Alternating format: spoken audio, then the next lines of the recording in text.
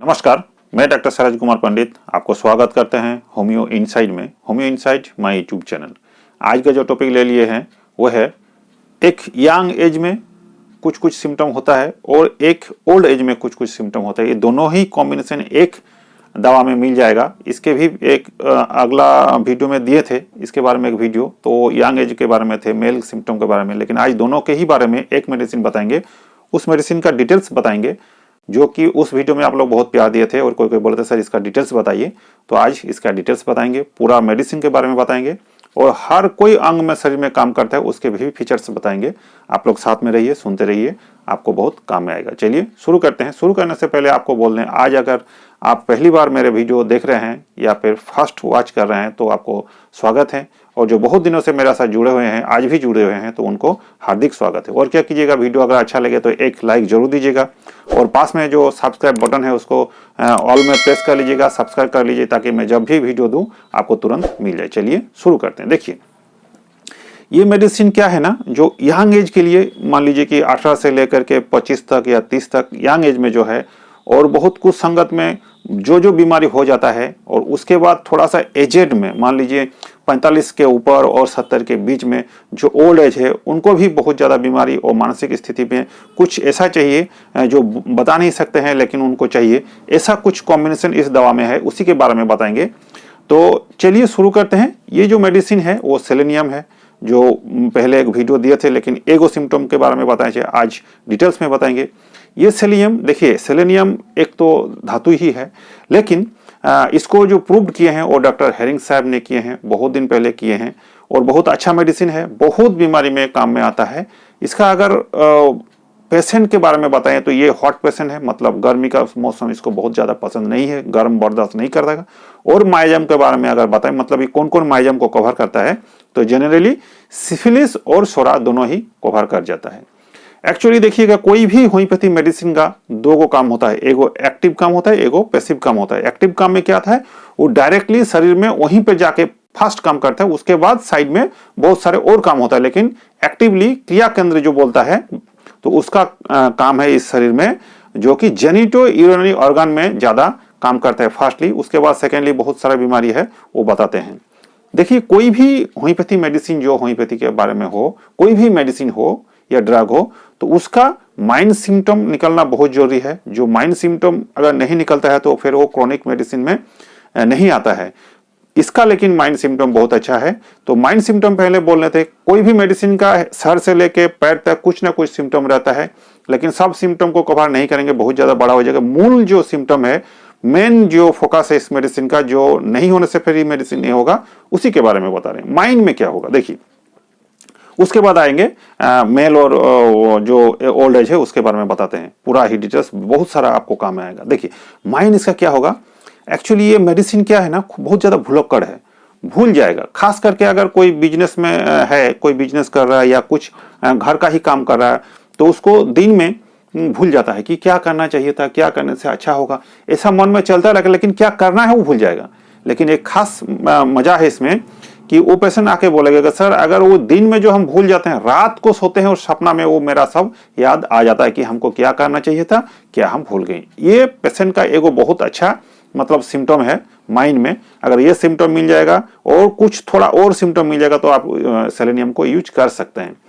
दूसरा क्या होगा, इसके मेनली जो है बहुत ज्यादा वीकनेस एगो काम करता है। कैसे वीकनेस, मान लीजिए कोई मानसिक वाला काम करे, माने चिंतन करे या कुछ दिमाग लगाना पड़े, तो फिर उसको बहुत ज्यादा वीकनेस हो जाता है, उस सैडनेस में चला जाता है। और एगो चीज माइंड में उसका सब समय चलता है, चाहे वो यंग एज में हो चाहे ओल्ड एज में हो, सब समय काम विषय चिंता चलते रहता है। यार उस बहुत अच्छा था, ये करने से अच्छा होता, ये करेंगे आज, ये करेंगे आज, मतलब उसी रिलेटेड लेसिवियास जिसको हम बोलते हैं, उसी रिलेटेड और सब समय मन में चलते रहता है। कुछ काम कर रहा है, चाय भी पी रहा है तो, लेकिन वो किसी का नकेट कुछ देख रहा है, मन में ऐसे चलता है कि ऐसे होने से क्या होगा, इस रिलेटेड ही उसके मन में हर वक्त चलते रहता है। लेकिन उसको काम में जब चाहिए, जब फिजिकली एक्टिविटी चाहिए, तो फिर वो बेकार हो जाता है। तो ये मोटा मोटी माइंड सिम्टम लेके चलता है ये मेडिसिन। अगर कोई पेशेंट में इसको मिल जाए तो कोई भी बीमारी में ये यूज हो सकता है। आप आते हैं हेड में। हेड में क्या है, माइंड तो अंदर बता दिए, हेड में क्या होगा देखिए, एगो सर दर्द इसका होगा, बहुत ज्यादा होगा, लेकिन कहां पर स्टे करेगा, ये लेफ्ट साइड जो आंख है इसके ऊपर में ये दर्द तो बहुत ज्यादा तीक्ष्ण दर्द रहता है। ये दर्द होने के पीछे कारण क्या है, वही बोले गर्म इसको सहन होगा। अगर मान लीजिए सूर्य का धूप निकल गया है और वो उसमें चल रहा है, धूप लग गया माथा में, तो फिर उसको दर्द होना ही है। दूसरा क्या होगा, अगर मान लीजिए लेमोनेड पी रहा है या बियर पी रहा है और कुछ भी नशा जातीय कुछ मतलब अल्कोहल का कुछ ले रहा है तो पर भी उसको हो सकता है।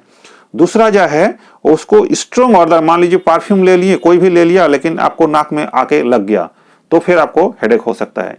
एक हेडेक होता है एवरी आफ्टरनून, मतलब दोपहर के बाद ही, वो हर दिन उसको थोड़ा बहुत यहाँ पर रहेगा ही रहेगा। ये मोटा मोटी मान के चलिए ये होता ही है। दूसरा एक चीज इसके ये है कि हेयर फॉलिंग हो जाता है, और जो सर का बाल है कहीं कहीं कहीं कहीं उड़ जाता है या बाल थोड़ा पतला हो जाता है।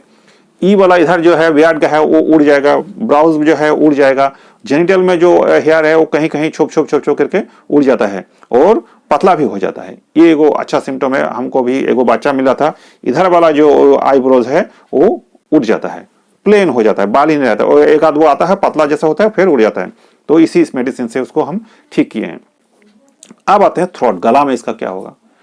देखिए, एक तो ये बहुत यूजफुल मेडिसिन है हॉर्सनेस के लिए, मतलब अगर गला आपका बैठ जाए, बात नहीं निकल पाए, स्वर जो बोलते हैं वो बैठा बैठा महसूस हो, तो ये मेडिसिन आपके लिए बहुत अच्छा है। ये इंसिपिएंट ट्यूबरकुलर लेरिंजाइटिस में भी बहुत काम करता है। मतलब लेरिंजाइटिस एक बीमारी होता है गला का जो खांसी का रिलेटेड ही होता है, तो उसमें भी बहुत अच्छा काम करता है। उसके साथ अगर खांसी है और उसके साथ बहुत ज्यादा वीकनेस भी है तो ये मेडिसिन आपके लिए। देखिए, कोई कोई ऐसा होगा कि सिंगर लोग होता है ना, बहुत ऊंचा गाता है या नॉर्मली भी गाता है, गाने के बाद से गला बैठ जाता है, तो उसके लिए भी ये मेडिसिन वरदान का स्वरूप है, बहुत काम करता है। और एगो मेडिसिन है वो भी काम करता है, लेकिन ये भी बहुत काम करता है। वो जो मेडिसिन उसमें वीकनेस नहीं रहेगा, लेकिन इसमें उसको वीकनेस जरूर रहेगा। गला भी बैठ रहा है, बार बार गला बैठ रहा है और उसके साथ उसको वीकनेस हो रहा है। सुबह का टाइम बहुत ज्यादा कफ निकलेगा और म्यूकस टाइप का कफ निकलेगा, कभी कभार ब्लड भी निकल सकता है, लेकिन वो बहुत कम है। और उसके साथ अगर वीकनेस है तो ये मेडिसिन आपके लिए है, गला के लिए इतना काफी है सिम्टम। पेट में क्या होगा, गला में इतना हो गया तो पेट में तो कुछ होगा। देखिए, एक्चुअली इसका जो लिवर है ना वो थोड़ा सा बढ़ गया होगा। लिवर में, लिवर का पोजीशन जो है, ये जो दायां तरफ है, ये मतलब जो चेस्ट का जो हड्डी है उसके नीचे लिवर का मोटा मोटे एगो स्थान बता दिए, वहां पर उसको दर्द होगा, वो बढ़ा होगा। और ऊपर तरफ जहां पर लिवर है उसके ऊपर तरफ थोड़ा सा रस निकलेगा, मतलब फुंसी फुंसी थोड़ा थोड़ा घमाची जैसा, घमोड़ी जैसा निकलेगा, देख पाइएगा। तो ये एगो स्थित है। दूसरा, इसका जो स्टूल है ये बहुत सिम्टम, मार्वलस सिम्टम है। ये क्या होगा, बहुत ज्यादा हार्ड हो जाएगा, कड़ा होगा और निकलने नहीं चाहेगा। कभी कभी लगेगा कि इंपैक्ट हो गया रेक्टम, मतलब जो मॉलदार है उसमें लग गया है, निकल नहीं रहा है। तो कभी कभार क्या होता है, उंगली दे करके वहां से मैकेनिकली निकलना पड़ता है। तो ये सिम्टम बहुत अच्छा है। कभी मतलब एक स्टेज के बाद में हम देखें, कम से कम 45-50 के बाद में कोई भी ओल्ड एज पेशेंट आता है तो ये सिम्टम हमको मिल जाता है अगर सेलेनियम का पेशेंट हो। ये भी 2-4 गो और मेडिसिन में है, लेकिन सेलेनियम में भी बहुत अच्छा काम करता है। तो ये होगा मोटा मोटी इसका स्टूल के बारे में, एब्डोमेन के बारे में बता दी। अब यूरिन में क्या होगा, देखिए यूरिन कभी कभार देखिएगा कोई कोई बताएगा सर 2 मुहा यूरिन निकल रहा है और यूरिन खुलासा नहीं हो रहा है। कभी कभार ऐसा महसूस होगा कि पेशाब तो अभी नहीं लगा है, लेकिन हर वक्त पेशाबदार में कुछ बूंद बूंद बूंद बूंद निकलते रहता है, ऐसा फीलिंग होगा। और जो है मतलब क्या होगा, अननोनली, मैंने आपको पता नहीं चलेगा, कभी कभार यूरिन ऐसे ही निकल जा सकता है 2-1 बूंद, तो ऐसे चलता है। बदबू बहुत ज्यादा रहता है ऐसा नहीं, लेकिन रहता है। अब आते हैं मेन पार्ट में, मेल में, यंग एज में क्या होगा। देखिए, ये मेडिसिन जो है ना, इंपोर्टेंसी में काम करेगा, स्पर्माटोरिया में काम करेगा, अच्छा पोस्टाटोरिया में काम करता है, पियापिजम में काम करता है, मतलब इस रिलेटेड सब कुछ सिम्टम में ये काम आ जाता है। एंड जनरली क्या होता है, ये मेडिसिन बहुत अच्छा काम करता है मेल जेनिटल ऑर्गन में। क्या करता है, देखिए एक्चुअली होता क्या है, यंग एज में हम लोग क्या करते हैं, बहुत ज्यादा मास्टरबेशन का शिकार हो जाते हैं। चाहे वो खराब चित्र देख के कोई दूसरा कुछ, मतलब जो शरीर में उत्तेजना बढ़ाता है वैसे कुछ दर्शन करके या कुछ संगत में मिलके मास्टरबेशन का हम लोगों को आदी हो जाता है। तो उसके बाद से क्या होता है कि वो जनरली दुबला पतला होने लगेगा, स्मृति शक्ति जो है वो दुर्बल हो जाएगा, मेमोरी जो पावर है उसका दुर्बल होने लगेगा, पेट का गड़बड़ शुरू हो जाएगा। उसके बाद क्या होगा कि धात जो उसका है वो धीरे धीरे पतला हो जाएगा। क्योंकि अगर हर रोज उसको निकाल दीजिएगा, बहुत ज़्यादा मास्टरबेशन कीजिएगा तो वो वहाँ जमेगा नहीं तो वो बढ़ेगा नहीं तो जितना भी है वो निकल जाएगा, तो पतला ही रहेगा।